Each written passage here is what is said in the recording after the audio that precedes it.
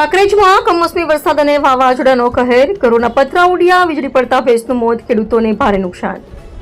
બનાસકાંઠા જિલ્લાના કાંકરેજ તાલુકામાં મોડી રાત્રે ભારે પવન અને વરસાદ સાથે આવેલા વાવાઝોડાએ અનેક વિસ્તારોમાં નુકસાન સર્જ્યું છે. વાવાઝોડાના કારણે ક્યાંક ઘરો અને ખેતરોમાં આવેલા ડાળિયાના પતરા ઉડી ગયા તો ક્યાંક આકાશી વીજળી પડતા પશુઓના મોત થયાની ઘટના સમાવી છે.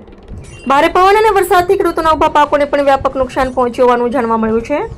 પ્રાપ્ત વિગત અનુસાર કાંકરેજ તાલુકાના અકોલી ગામે રાત્રે આવેલા વાવાઝોડામાં હંસુભા ગજુભાના ખેતરમાં આવેલા ઢાળિયાના પતરા ભારે પવનના કારણે ઉડી ગયા હતા. જ્યારે ગામમાં જ જગતસિંહ દિવાનસિંહના ખેતરમાં આકાશની વીજળી પડતા એક ભેંસનું મોત થયું હતું.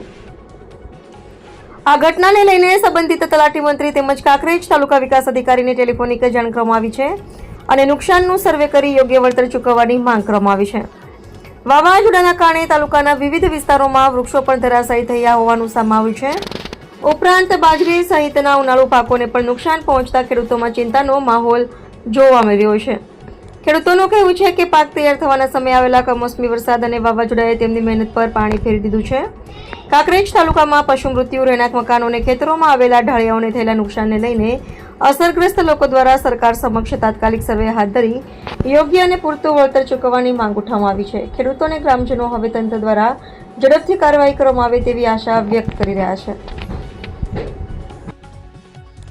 સિંહ એ અમારા પપ્પા છે, જેથી અમે બધા ખેતરે રહીએ છીએ અને ગઈ રાતે વીજળી પડવાથી અમારી ભેં મરી ગઈ છે.